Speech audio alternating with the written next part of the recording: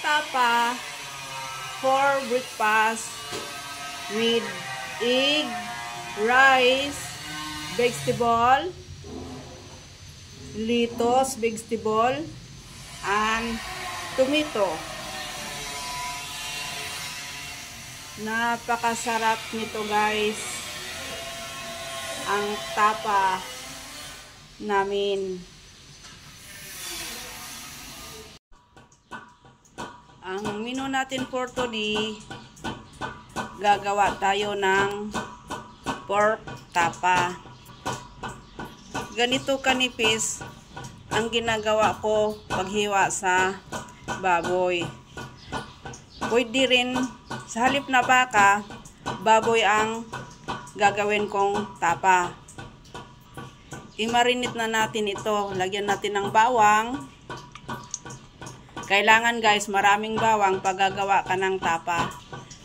Lagyan natin ng suka, soy sauce,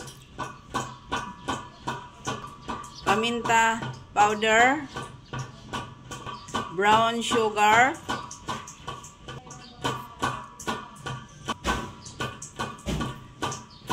tatlong tablespoon brown sugar ang linagay ko sa kalahating kilong baboy.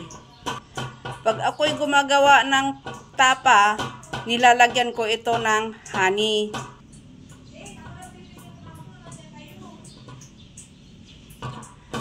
Haluin lang natin ng mabuti ito guys, para mag-absorb yung tamis at alat sa baboy.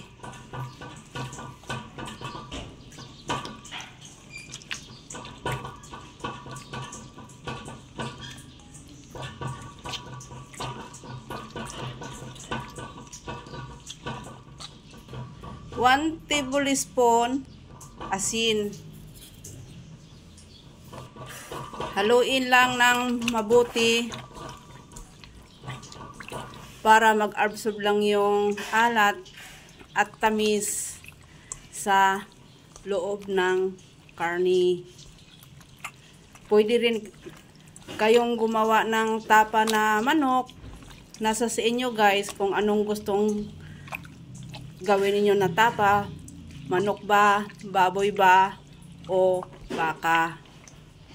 Kung gusto ninyong ilagay sa freezer, maglagay kayo ng freezer. Ako, lulutuin ko na ito ngayon pang breakfast. I-marinate ko muna ito ng 30 minutes bago ko lutuin. May pinainit na ako ng mantika, magprito na tayo ng tapa.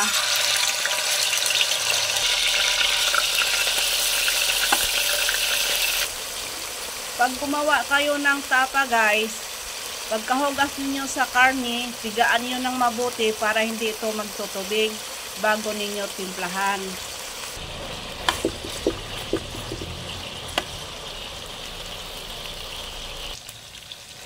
Ito guys, hindi ko ito nilagyan ng baking soda. Pero kung gusto niyo maglagay ng baking soda pang palambot ng karne, maglagay kayo. Lalo na kung pangtinda ito.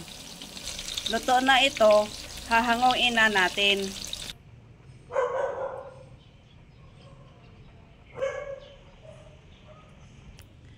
Mayroon tayong itlog, kamatis, at mayroon tayong lettuce para matching sa pang-breakfast natin na tapa.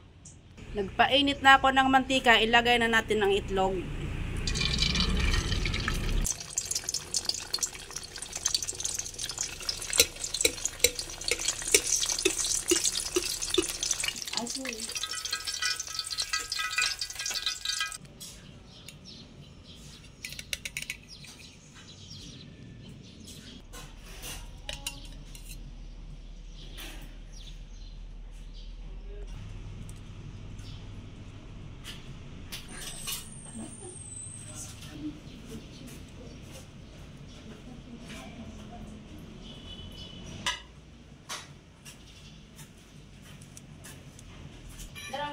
Kain na tayo guys.